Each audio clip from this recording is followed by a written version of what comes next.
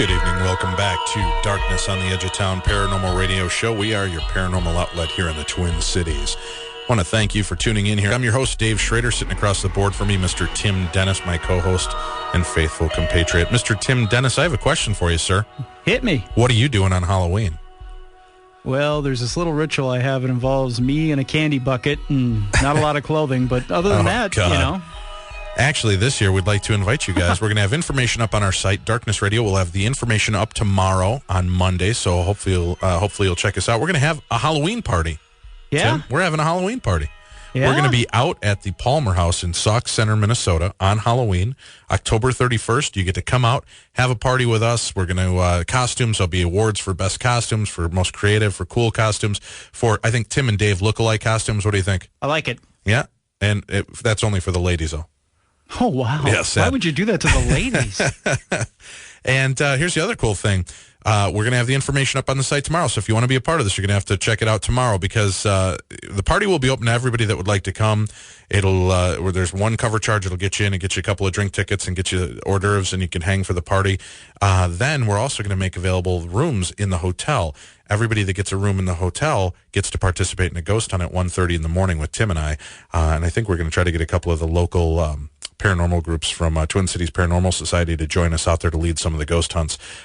We can check out the haunted halls of the Palmer House Hotel in Sauk Center, Minnesota. It's going to be a lot of fun. There'll be a couple other local hotels right in the area that'll have rooms open. So if you come out and you want to drink and party with us, you can go right down the road. You go to your hotel and be safe there. We'll make sure you get back safely. So check out our website tomorrow on Monday to check out about that.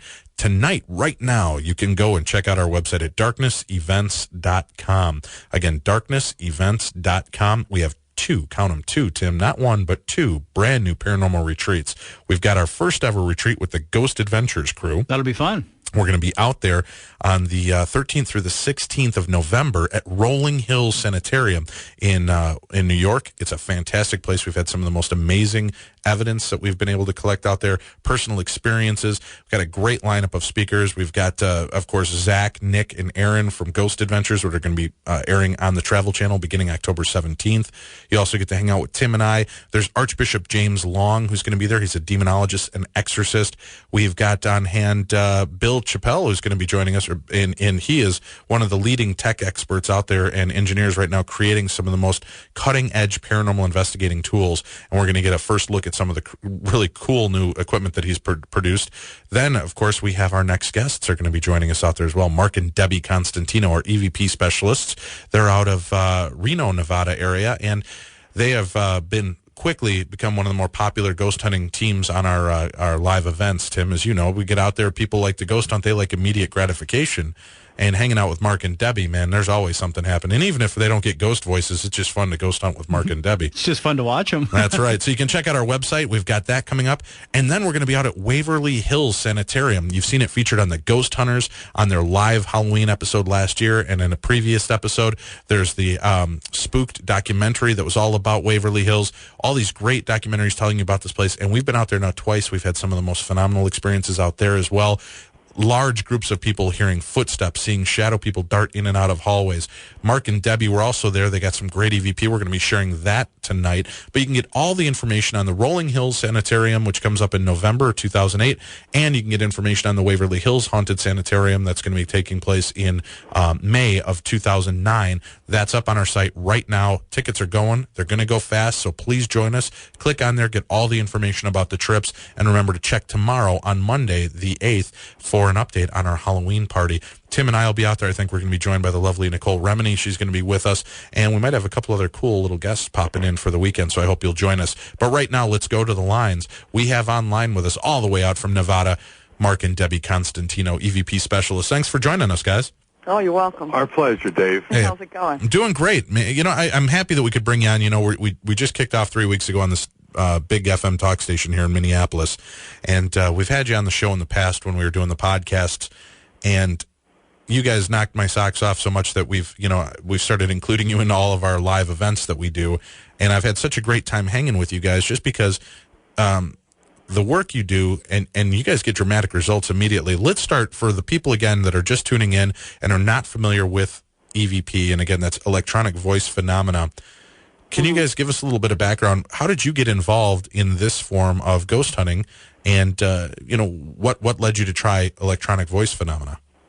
Well, what do you think, Mark? I was raised in a haunted house that backed up to a cemetery, and I was seeing apparitions for since I was a child. And every house I had since then, I'm pretty sensitive. Every house I had since then had some kind of activity. I've tried pictures. I've tried everything. I've always known they were there. I'm clairaudient, and I guess EVP was the easiest way to, like you said, get immediate gratification. And in the psychic realm, for people, again, that are just tuning in, clairaudient means that you can actually hear. Right, yeah, you can hear the spirits. It would happen a lot when I was going to sleep, and, voices. It was almost like tuning in a radio would actually wake me from sleep. A lot of psychics have it, a lot of people in the ghost hunts I talk to. But, four channels. You're clairsentient, clairaudient, clear thought, clear feeling, clear thinking. But generally when I was a kid, it would mostly be clairaudience. Why, I don't know. But it just seems like, I don't know, pictures are great, but you don't really, I'll take 100 pictures. Maybe one of them might have something in it. That dust might look like it would have a face in there or something. I don't know that much about it. But to get direct responses, using your name, going to a place you haven't been to in 2 years, going back and they say they're back, hi, Debbie. It's some amazing stuff. Well, now, Debbie, you've had these experiences growing up. Mark, when you met Debbie, did you know that she had these abilities at first? Or were you an open-minded person in this field, or did you just think she was nuts when she started talking to you about ghosts and seeing and hearing things? Well, you know Debbie, so you know that she is nuts. But, and I'm sorry, Debbie's had 3 hours of sleep in the past 24 hours, so roll with me. But, I always believed, but I had just never experienced anything. And it didn't take long, for me to kind of figure out what was going on with Debbie because, when we first moved into our first apartment in New Jersey, things started happening, and she would come to me and say, hey, this is happening. And it wasn't happening to me, so I was like, I believed her, but there's a difference in, believing that it's there and actually knowing because you've experienced something that you cannot explain away. Yeah, yourself. So how long into this relationship before all of a sudden you had the holy beep moment when you knew that this wasn't just a silly wife experience and you realized, oh my God, there's really something major going on here? Well, I think the first thing I experienced was probably Meadowwood. Well, yeah, but it was even before that. In Garfield, we have a daughter that passed away when she was 6 months old, and I was doing the dishes in our apartment, and I could have sworn that I saw a child just walk past behind me. But it's like with kind of shadows and stuff, the first thing you do is you kind of explain that away to yourself. Right. But the first profound thing, I think, that there was no way that I could explain away was we moved out to Reno, Nevada, and we got an apartment, and Debbie can add into this. Debbie did some sort of... Well, I'll tell you what happened really quickly. We moved in, and I had been in New Jersey, and every place I lived, always some kind of paranormal stuff, whether it be shadow people hearing stuff, seeing stuff, having things move, that type of thing. And it's a passion. It scared me to death as a child, but, it's at the same time, it's so fascinating. I couldn't get enough of it. Then I moved out here, and I thought, well, maybe it's the climate, maybe it's this, maybe it's that, but I'm not experiencing anything. So I got a book at a spiritual store, and it was about opening your third eye. It wasn't magic, nothing like that. So I did this little exercise in the book, but back, 10, 13 years ago, I knew nothing about grounding and protecting myself. Right. So I did this little thing, and I remember sitting at a bus stop, and the only way I can describe it to you, it was almost like if you were to take like a thick piece of cardboard or a paper plate, light it on fire, and if you can imagine the ash that would fall and the way it would fall. All right, well, this thing comes in front of my eyes. It just appears there and comes real intimidating. But the really weird, trippy thing is I only see it with one of my eyes. and it comes really close to my eye, then all these things started happening in this apartment, which was fine before I did this. We had 3 cats there. You have to pay that $10 deposit. You know, I didn't want to pay it. Even with the handyman would come over and fix stuff, I would hide my cats. Right. My door was always locked. Nobody was ever allowed there. Nobody had the key. I would come home from work 6 o'clock every day, and my front door would be wide open. My cats would be in there. Now, my cat was the neighborhood hussy. If there was any way that she could get out, that cat would have been out down the street. She would have had a litter of kittens by then. But the door was always open at 6 o'clock, wide open. The cats were always in the house, so I had to have just open right before I got home. I mean, things started happening. I got touched, light feathery fingers. But, I mean, I know, you know, we've done the ghost hunts. A lot of people get touched. It's a little poke. These were light feathery fingers, and they move really quick up the side of my temple. I mean, you could definitely feel each finger. And I explained this to Mark, and then you could kick in, Mark, at this point. And then again, I wasn't the negative things that were going on in the apartment were not affecting me. Not at all. They were surrounded around me, trying to scare me and intimidate me. Right. So she came up to me and said, you know, I got touched. This is how I got touched. So I said, okay, well, nothing's happening to me. So, you know, just kind of deal with it, you know. Mr. Sensitivity. Yeah. And so a couple nights later, we were watching TV, and I started falling asleep on the couch, and lo and behold, I got touched exactly the way Debbie had explained she got touched in exactly the same place. And for the first couple days, I kind of like woke up real fast and like grasped for breath because I knew kind of what had happened. And for the first couple days, I kind of told her it was nothing. You know, I just started dreaming or whatever. And then after, I think, 3 or 4 days, I told her what happened. And that was kind of my Pandora's box. It was like at that point, it was time for me to kind of open up this Pandora's box and try to figure out, you know, exactly what's going on, you know, because as we know now, there's a lot out there, or as I know now, there's a heck of a lot out there that you can't see. Well, ghosts don't even scratch the surface as far as I'm concerned. Yeah. Well, help me too. Now, you guys, you hold down regular lives. It's not like you're, you know, I mean, this isn't the way you make your living. How do people in your real lives respond to you when they know that you're, you know, ghost hunters and that your hobby includes talking to dead people? You know, it's really funny because up till now, this is all I do right now, by the grace of God. But Mark works for AT&T. He works a full-time job. I never cared. You know, I was a casino dealer for 20 years. I worked for 10 years in Atlantic City, 10 years in Reno. I did nails as a manicurist. But at no point did I was a very lonely person because, well, at one point, you know, casinos have like 300-400 people. Right. I didn't even, you know, deal because, you know, when you're seeing stuff as a child growing up, an only child in a haunted house, you know, you become kind of reserved in that nobody else is experiencing the same things. So I was always, you know, kind of kept to myself. And if somebody was talking about it, well, then, you know, I've got a spiritual friend. That's wonderful. But I never hid it. But, you know, you get a hard shell to where at some point you're like a jawbreaker. You know, at this point this is happening, and I really don't care what people think and let the chips fall where they may. I didn't make a great deal of money, but, you know, I didn't have a lot of clients. But at this point, I guess everything works out for a reason. Well, how about you, Mark? You know, I know in this field, you know, it seems the women, if they're into the paranormal field, it seems like, you know, oh, yeah, okay, that's cute.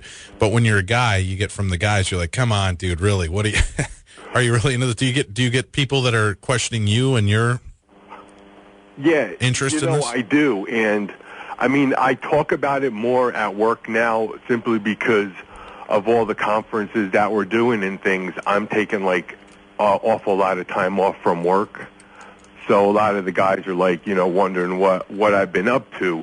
And it's funny because I'm talking about it more now, and it's always the guys that I work with, their wives watch the paranormal shows, and so I'll say, hey, you know, here, give your wife one of our cards. And so now it's turning into, you know, the guys I work with, they'll come into work and they'll be like, hey, my wife wants me to take you to one of the conferences, so if you guys do anything in the area, right, you know, let me know, because, she wants to go, and she said, I got to go with her. So it's interesting. I mean... Oh, you love every minute of it. You do. Yeah, I'm him. Yeah, you are. Well, we're going to take our first break here, guys. We're going to be back. We're going to find out a little bit more about you. We'll play some of the EVPs that you've supplied us with this evening, and we're going to take some calls a little bit later on in the show. You're listening to the Darkness on the Edge of Town Paranormal Radio Show. Join us in our live chat room. Go to darknessradio.com on the left side of the screen. Join live chat and come in and talk with us. I want to thank everybody that's in there sharing and being a part of the event with us. And Darkness Radio, Dave and Tim would like to send out a special happy birthday wish to Kimberly Davis out in Reno, Nevada as well. Thanks for joining us and being a part of the show this evening. Happy birthday. We'll be back with more. You're listening to Darkness Radio. I'm your host, Dave Schrader. Across the board for me, Tim Dennis. And on the line all the way out from Reno, Nevada, we have Mark and Debby Constantino, EVP Specialists. I also want to mention, again, check out our website at darknessevents.com. We have 2 events coming up, one in November. You can join Mark and Debby, the EVP Specialists, along with Zach, Nick, and Aaron from the new TV show Ghost Adventures on the Travel Channel.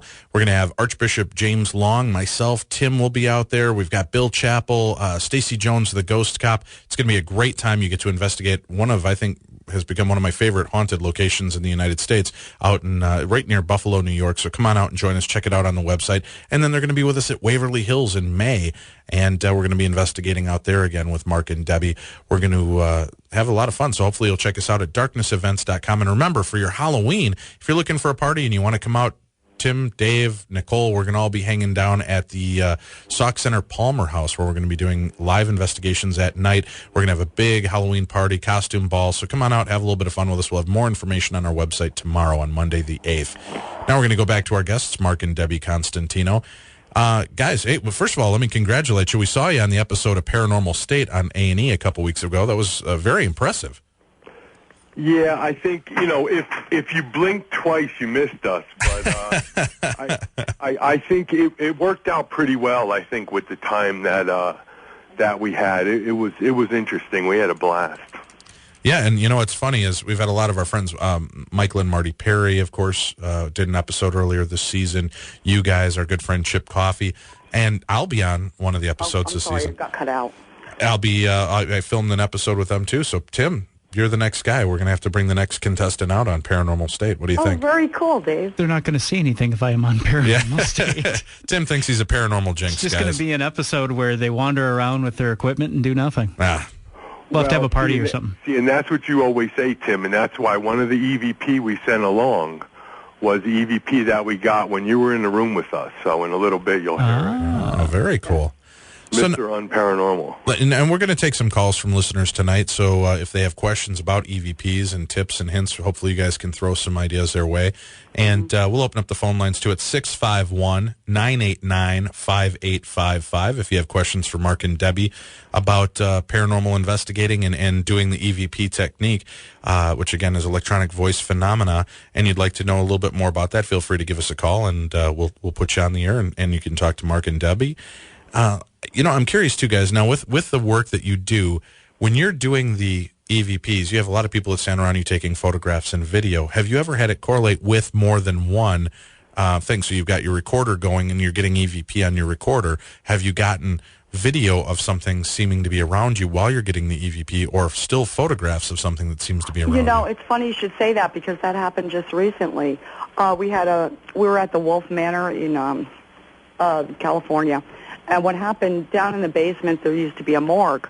And Mark has this thing to where EVP will only show up on one recorder, which I agree is the general rule of thumb, but not always.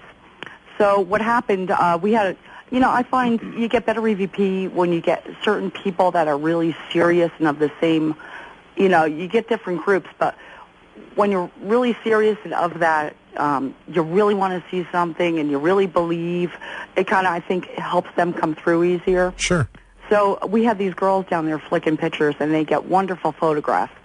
And we get a picture of a head in the hall, in a doorway, kind of peering in as we're doing it. And then we get EVP that comes up on both recorders, which is, what, impossible, Mark?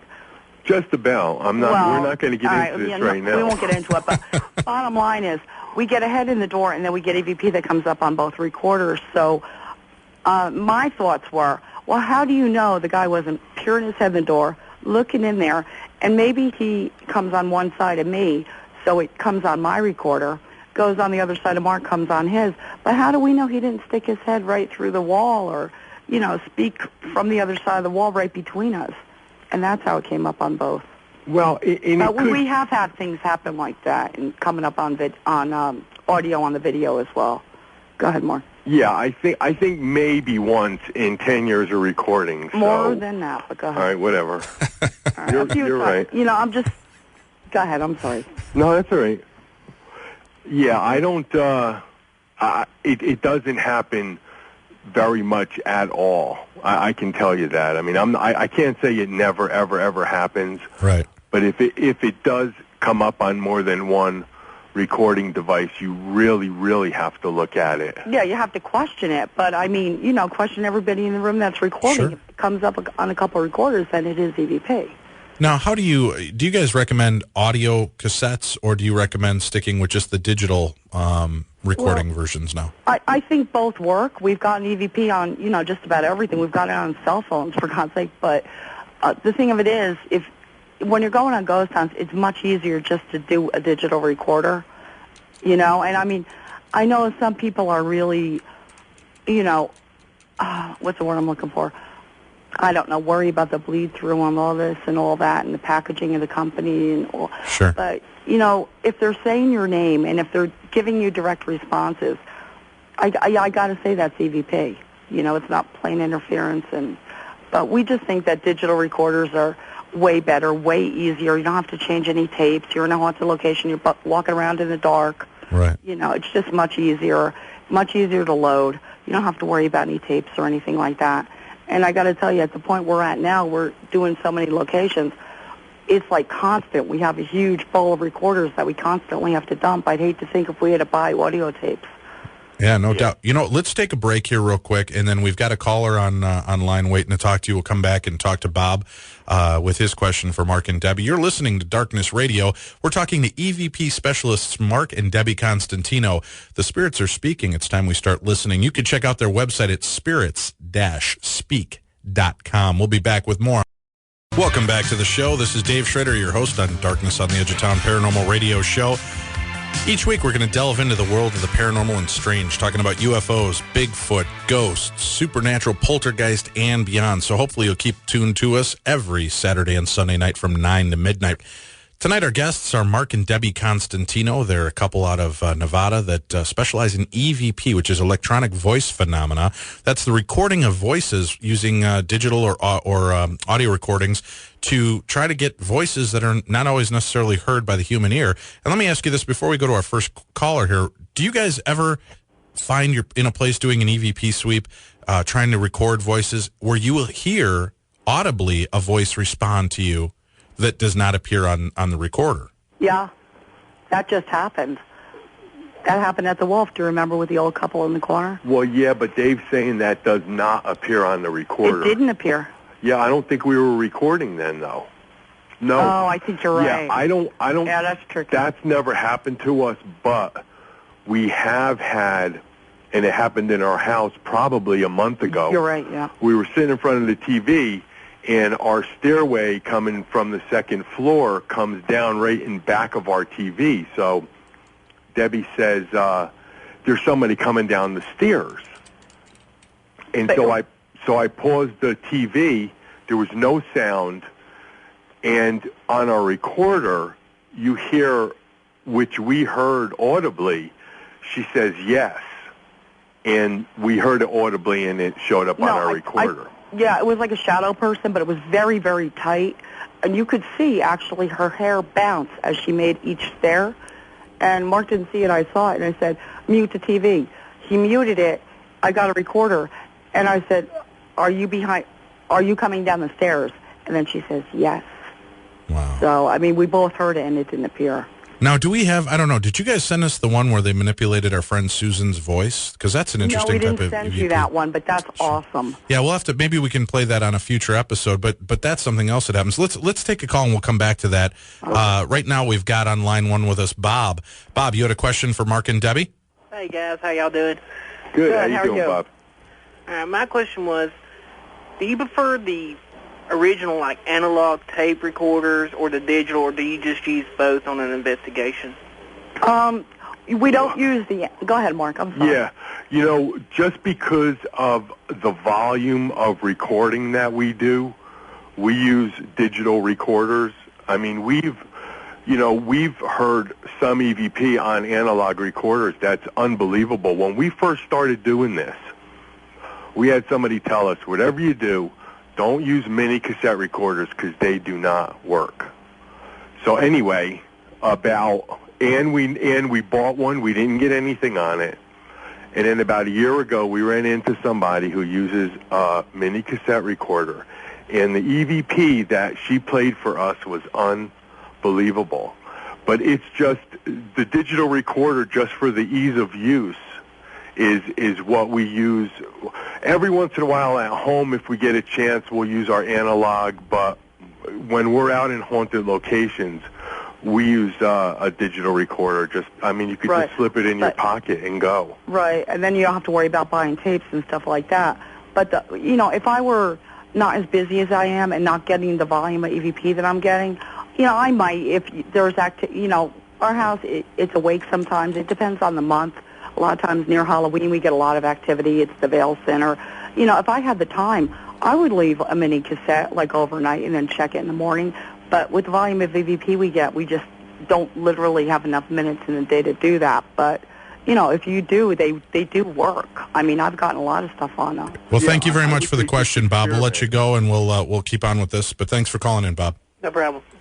Now, do you guys find that it's easier to corrupt when it's on an audio cassette? Because if you certainly, when you record, you want to recommend to people, too, when they record with an audio cassette, do not record on both sides of the cassette, right?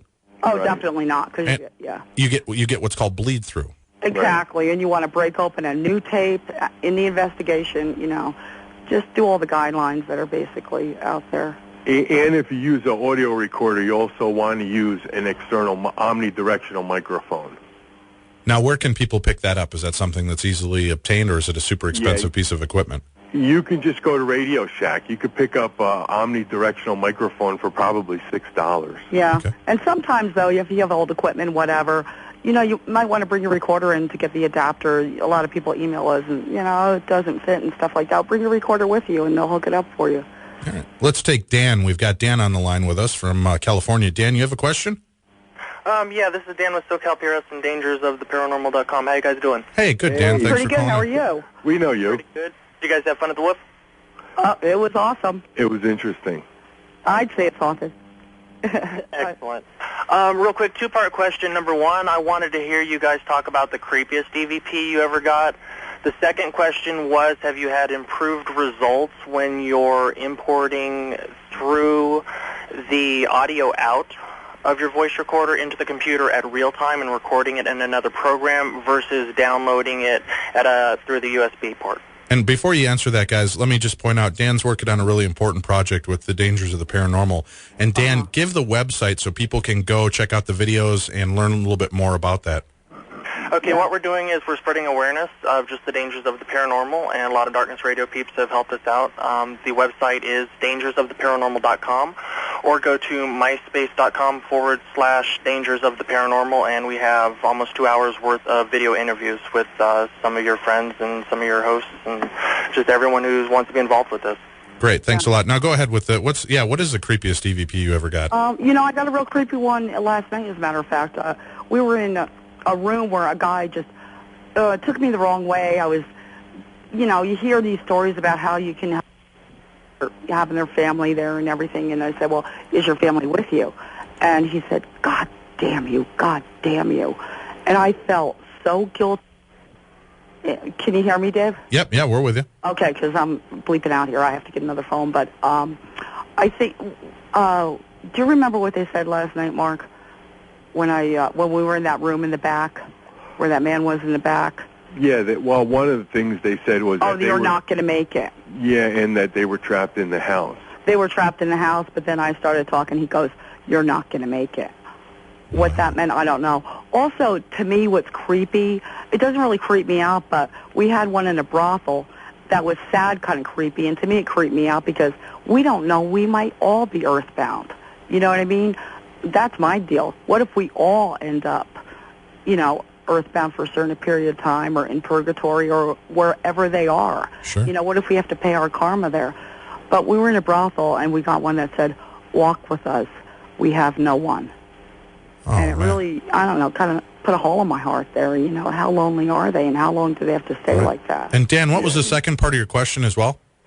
Second part of the question, have you found that you're getting a better quality of EVPs when, instead of importing your software from the voice recorder through the USB cord into the computer, that you're using a patch cable from the audio out into an audio in jack on your computer and recording it live into, let's say, Audacity or Adobe?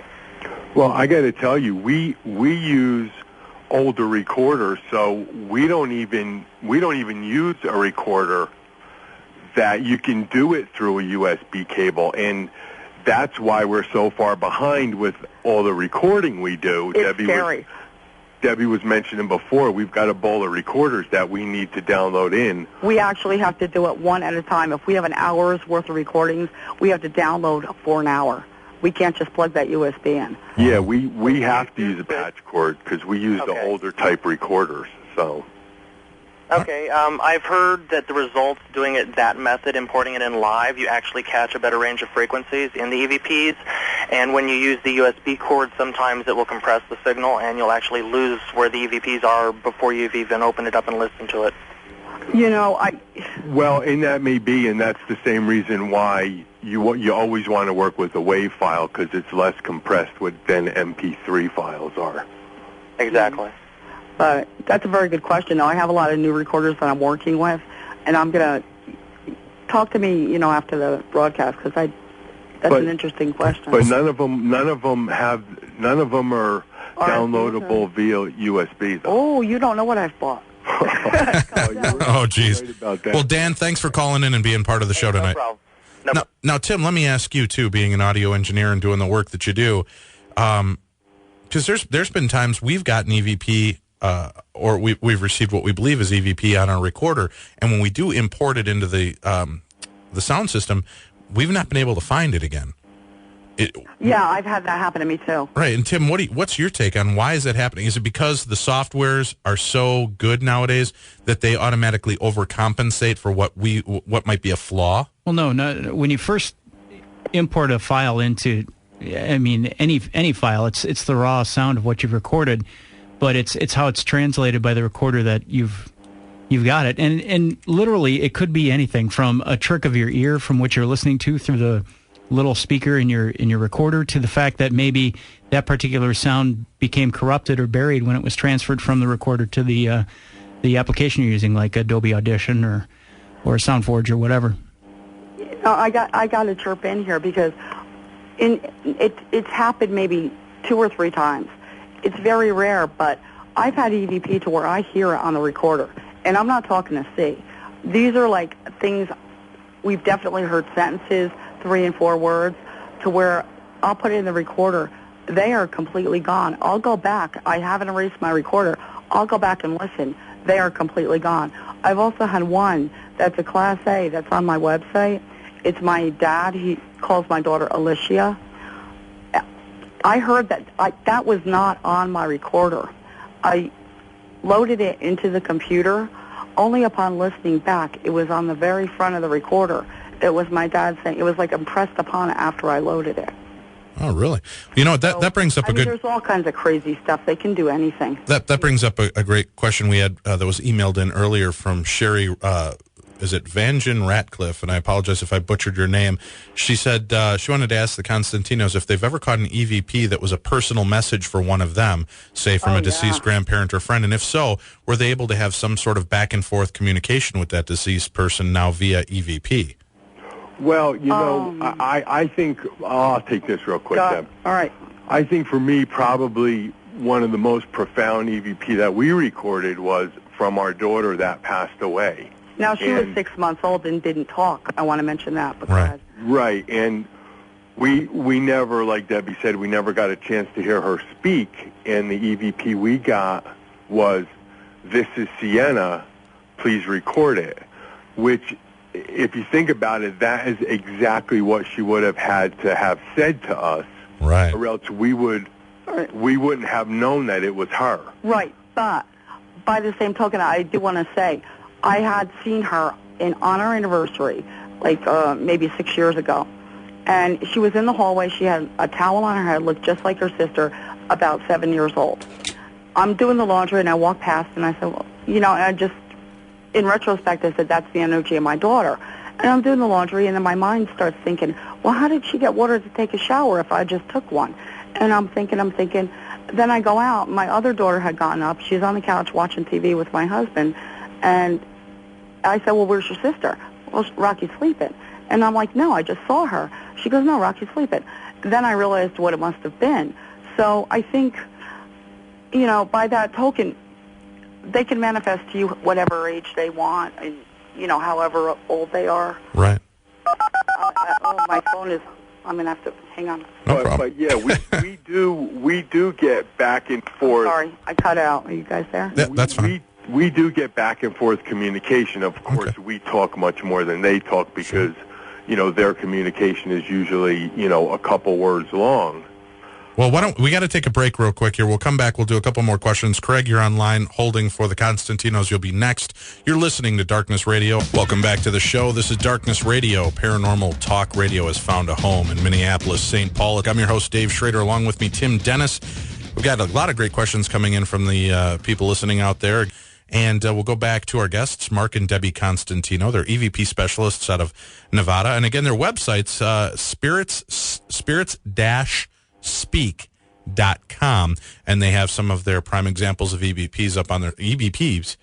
Tim, I'm having trouble. They be having EVPs. EVPs. Yes. They have their EVPs right up on their site. You can check them out. Again, it's spirits-speak.com. And before we went to break, Mark and Deb, we were taking some questions from the callers. We've got another caller on hold here, and this is Craig. Craig, are you there? Yeah, I'm still here. Okay, Craig, you have a question for Mark and Debby. Go ahead.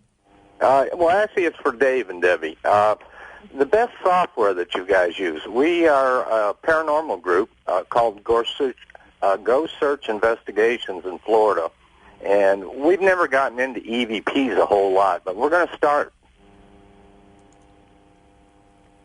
Uh-huh. Okay, and you'd like to know what's the best software programs for cleaning up and working with EVP? Yeah, Dave told me one time, I was at the Stanley last November, and he told me which one, but never got it written down. I think it might have been Tim. Tim's more of the techie. Tim, what do you recommend from your point of view has been the best that you found with the different audios? I myself have Adobe Audition, and I have an older version of Adobe Audition. I think I have like 1.5, and That's I think exactly what we use. 3.0 is out there. And a lot of times you'll see, like in the last couple of seasons of Ghost Hunters, they use 1.5. I think they're probably upgraded now to 2.0. But if you're looking for freeware, there's... No, that's fine. You're better off paying for a program. You really are. Get the latest stuff. Especially if you're into sound. If you're not into sound, study sound and play around with Adobe a lot and figure out what it can and can't do. There's some very basic ways to clean up EVP, but you want to try and use all the tools available, and Adobe has a lot of them. Okay, well, we've had great success with video, but we really don't get into audio a whole lot. By the way, Debbie? Uh-huh.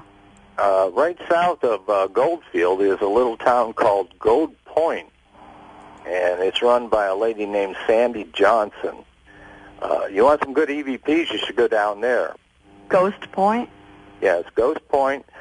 Used to be another name, but it's Ghost Point now. Very cool. Gold Point. I'm sorry. Gold Point. Okay, Gold Point. Okay. Well, thanks for the information. And that is just south of Goldfield.